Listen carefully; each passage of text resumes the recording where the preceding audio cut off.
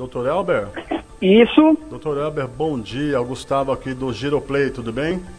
Bom dia, Gustavo. Vou bem, e você? Ótimo, ótimo, graças a Deus. Que Dr. bom. Elber, artigo 486 da CLT, não é? Sim. Nós conversamos um pouquinho a respeito desse artigo, o senhor fez um trabalho, um estudo a respeito disso, e nesse momento que nós passamos por pandemia de coronavírus, muitas empresas estão adotando medidas para poder superar a crise, tá certo? Correto. E o trabalhador, como é que fica? Não é? Como é que fica? Fica em casa, recebe salário, não recebe salário? O artigo 486, o que ele define a respeito desse assunto? Então, nós temos que ter um devido cuidado quando a gente vai falar sobre um artigo de lei, porque você tem que fazer a devida leitura dele, ok? E quando se expressa o artigo 486, o que ele nos diz? Ele vai falar o quê? Vou fazer a leitura dele para poder entender melhor o que trata esse artigo, ok? Ok. No caso de paralisação temporária ou definitiva do trabalho, motivada por ato de autoridade municipal, estadual ou federal, ou pela promulgação de lei ou resolução que impossibilite a continuação da atividade, prevalecerá o pagamento da indenização, que ficará a cargo do governo responsável. Ok? Ok. Isso então, tem relação com os R$600 que deve ser aprovado hoje pelo Senado, doutor Elber? Não. Esses R$600 é um auxílio que o governo vai dar para determinadas pessoas. Ok. Vai ter que formais fazer e informais. Vai ter que preencher, vai ter que ter uns pré-requisitos para estar recebendo esses R$600, ok? Ok. Não se confunde com o artigo 486 da CLT. Ótimo. Tá?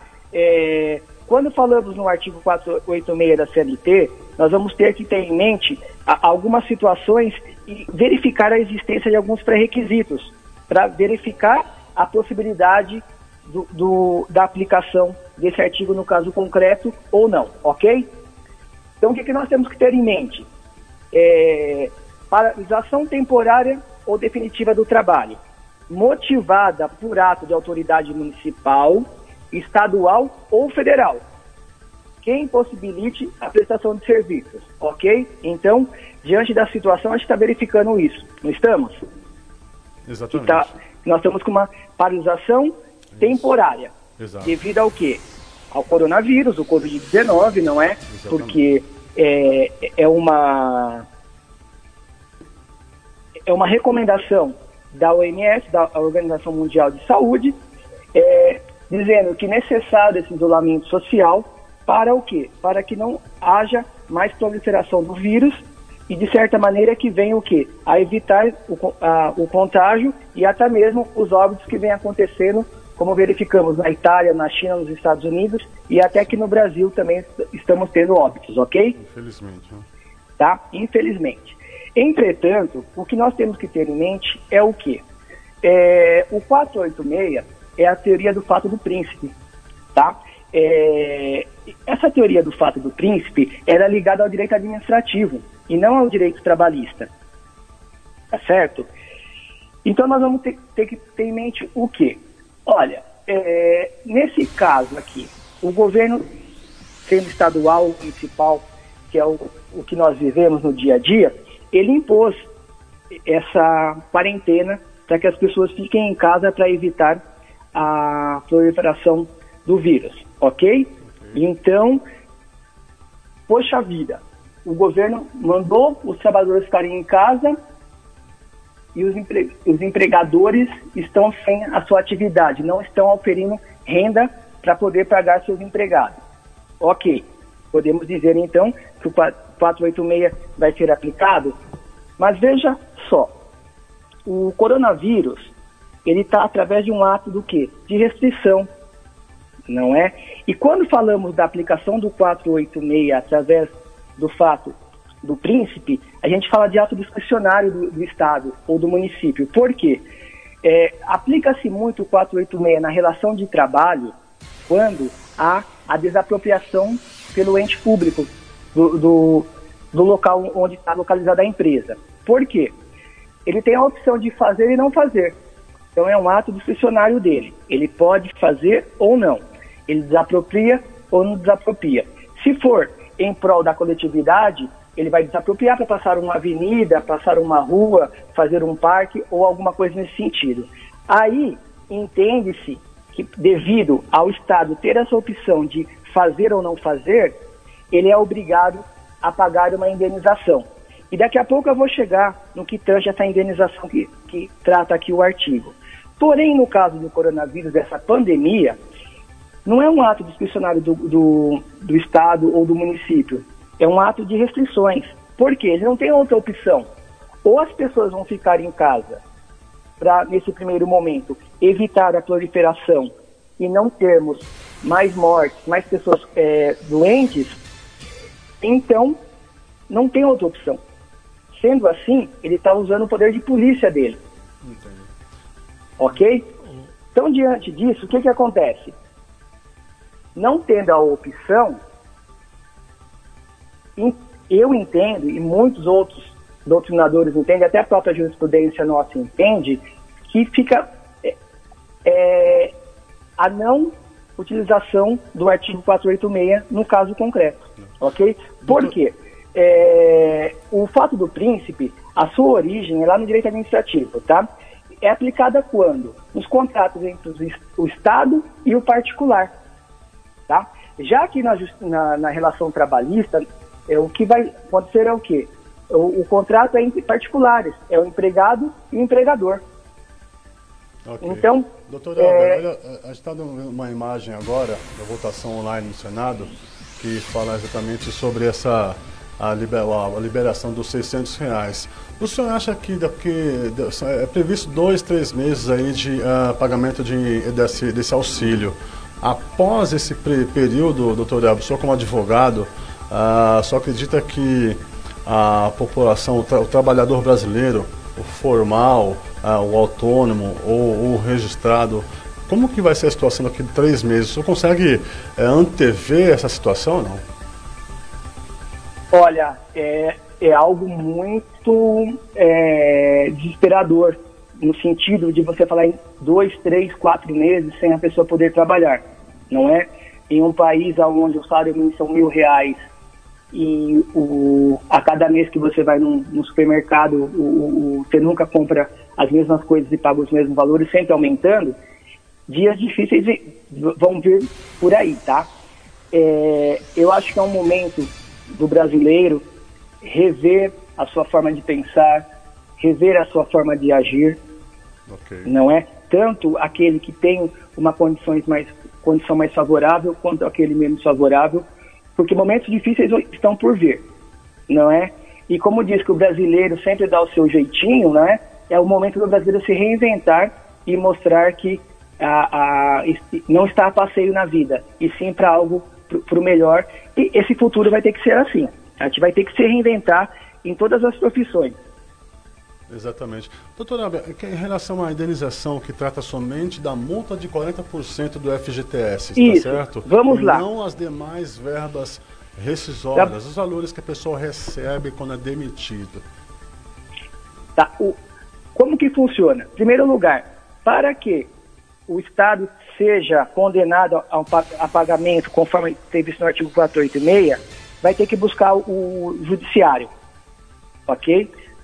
Quando a pessoa se desligar da empresa, ela vai entrar, se a empresa deixar de pagar suas verbas de direito, ela vai entrar com uma reclamação trabalhista, onde ela vai pleitear lá os seus direitos. Tem duas hipóteses. O advogado pode já, de imediato, chamar o município ou o Estado no polo passivo da ação, para que ele responda, ou, caso ele só entre com a ação em face à empresa poderá, aí nessa situação, tá, nomear a autoria o Estado, apresentando o fato do príncipe. Aí o Estado ou o município ele vai se pronunciar a respeito do pedido, tá? E nós vamos ter duas vertentes. Se porventura o Estado vir e o juiz de direito entender que o mesmo deverá permanecer na lide para um eventual pagamento, esse processo sai da Justiça do Trabalho e vai para a Fazenda Pública, porque quem dirime as controvérsias do Estado e do município é a Fazenda Pública. Então a gente vai ter essa situação de discussão. Vai ser na Justiça do Trabalho, vai ser na fazenda pública, ok? Tá ótimo. Doutor o Adriano, ele tem uma pergunta para o senhor aqui sobre os trabalhadores que utilizam MEI, microempreendedor individual. Doutor Elber, bom dia, tudo bom com o senhor? Bom dia, tudo bem? Tudo jóia. A minha questão é a seguinte: o senhor falou momentos atrás que os trabalhadores informais vão passar aí por uma peneira, vamos dizer assim, né? Uma série de requisitos, né, para poder receber esse auxílio do governo. Agora, a minha pergunta é: quais são esses requisitos? Como que o trabalhador, o microempreendedor individual ou o trabalhador informal que de repente não tem MEI, né, não tem o CNPJ, mas ele consegue provar lá que ele presta algum tipo de trabalho, sei lá, por exemplo, a dona de casa que faz salgados para festa, alguém que trabalha com eventos que não tem a MEI, mas também aqueles que têm a MEI. Quem eles devem procurar? O Sebrae? Como que eles devem procurar para poder ter direito a esse auxílio do governo? E depois eu tenho uma outra perguntinha também. Na verdade, primeiramente, tem que ser maior de 18 anos, tá certo? Não pode ter a carteira assinada pela CLT, ok? E também não está recebendo nenhum outro benefício, previdenciário, assistencial, seguro-desemprego, com exceção do Bolsa Família, ok? Diante de tais circunstâncias, quem poderá receber, porque está aí no trabalho informal, como diz a medida, né? O microempreendedor individual, o contribuinte individual facultativo e aquele trabalhador informal cadastrado no Cadastro Único para Programas Sociais do Governo Federal, CAD Único, ok? Vai abrir-se uma plataforma para que essas pessoas se cadastrem, tá? E estão chamando de Corona Voucher o benefício, né? Então, quando você se cadastrar e você preencher esses requisitos, vai ser encaminhado para um banco, abrir uma poupança somente para esse fim, ou uma conta, onde você vai estar recebendo esses valores. Entendi. Agora, em relação à linha de crédito, né? O senhor teria algo para falar sobre essa questão? Como o trabalhador informal ou MEI, ele pode estar procurando alguma instituição bancária para poder estar buscando auxílio dessa forma, uma linha de crédito? Então, na verdade, as linhas de crédito estão sendo muito discutidas, como que vai ser abertas ou não, ok? O que se tem noticiado aí nos jornais nos últimos dias é que o governo do estado de São Paulo, ele está com uma linha de crédito, salvo o melhor juízo, até 250 mil, tá? E o governo federal também vai vir com algumas linhas de crédito. Você tem as linhas de crédito dos bancos privados, né? Mas aí você vai ter que cumprir todas as exigências e requisitos que eles ali querem de garantia, né? Agora, com relação a essas linhas de crédito do governo, vai ter que pegar caso a caso, governo por governo, para verificar para quem que ele está abrindo essas linhas de crédito e quais serão os pré-requisitos também. Doutor Elber, nós temos uma pergunta aqui ao vivo da Gabriele Honorato, tá ok? Ela pergunta o seguinte: tendo em vista muitos trabalhadores que estão prestando serviço em home office, ok? O que a legislação entende sobre os benefícios do Vale Alimentação, Vale Refeição e o Vale Transporte, doutor Elber? Você poderia responder para a gente? Então, o home office é uma forma de trabalho onde a pessoa está à disposição da empresa, não é? Então vem a grande discussão. Estou em casa, eu vou ter direito a estar recebendo Vale Transporte, Vale Alimentação ou alguma outra situação que eu venha a ter direito, né? Isso está gerando muita controvérsia na situação atual, não é? Por quê? Aonde você tem a questão do Vale Transporte, do Vale Refeição, muitas vezes. O Vale Transporte você tem a legislação própria, ok? Que é para você ir e vir para a empresa. O Vale Alimentação, ele nos traz através de acordos coletivos ou convenções coletivas muitas vezes, tá? Então, diante da situação do home office, eu vou pegar aqui o artigo 6º da CLT para nós fazermos uma leitura, aonde ele vai nos dizer o quê? Não se distingue entre o trabalho realizado no estabelecimento do empregador, o executado no domicílio do empregado e o realizado à distância, desde que estejam caracterizados os pressupostos da relação de emprego. Ou seja, se você parte do princípio que não há distinção entre o trabalho à distância ou em loco, entende-se que esses benefícios deverão ser concedidos. Então as empresas estão em débito, vão estar em débito com os empregados, é isso? Como fica isso depois? Se partirmos da leitura que eu fiz do artigo da CLT, onde não há essa distinção entre o trabalho realizado na empresa ou o home office, vamos ter a conclusão de que esses direitos são resguardados aos funcionários, sim.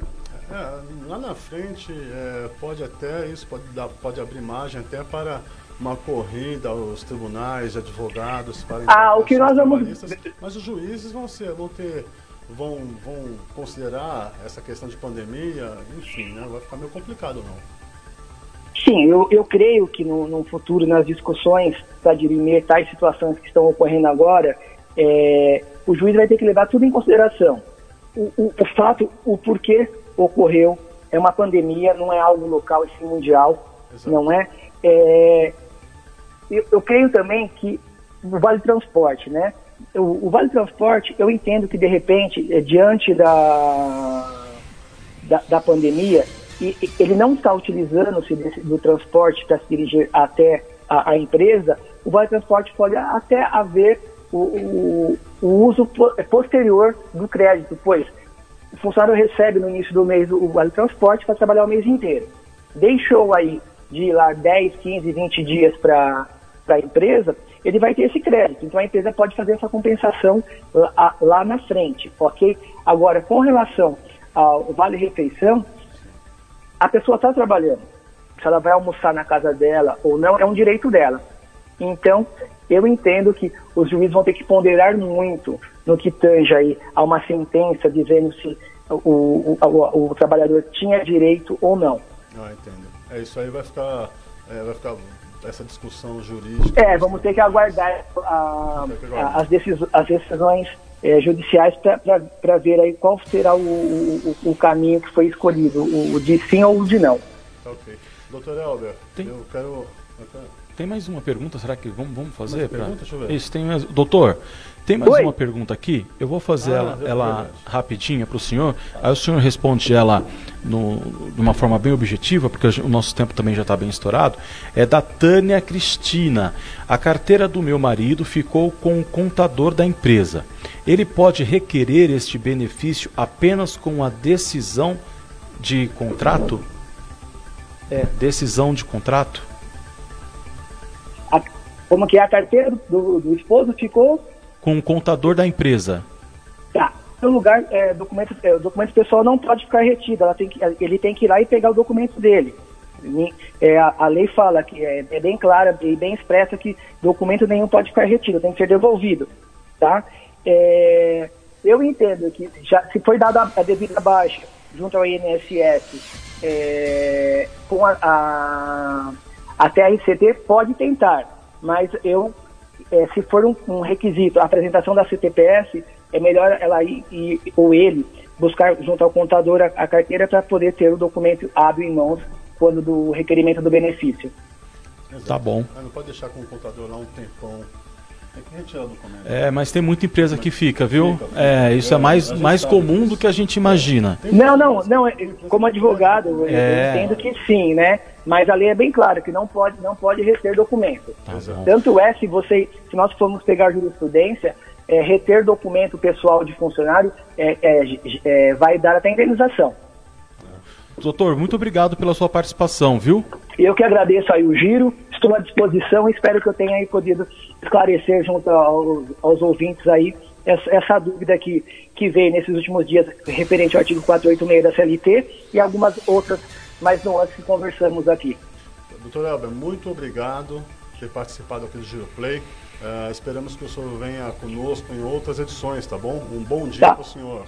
Posso aproveitar e parabenizar a Cláudia pelo Giro? Fica à vontade. Claro, elogio que a gente, né? A gente aceita. Quero aqui parabenizar a gente recebe tanta paulada, tudo quanto é lado, quando recebe elogio a gente fica até feliz. Jornalista apoia, né? Muito. Quando vem elogio, você pode falar, só tem meia hora para elogiar, pode falar. Não. Vamos então lá parabenizar a Cláudia pelo jornal aí, por mais essa novidade aí que é o Giro Play agora, e que o futuro dela e do jornal é um futuro brilhante aí. Parabéns por todos vocês profissionais que labutam no dia a dia aí e faz desse jornal uma ferramenta séria aí na nossa região aqui de Osasco, Carapicuíba, Barueri e demais municípios ao redor.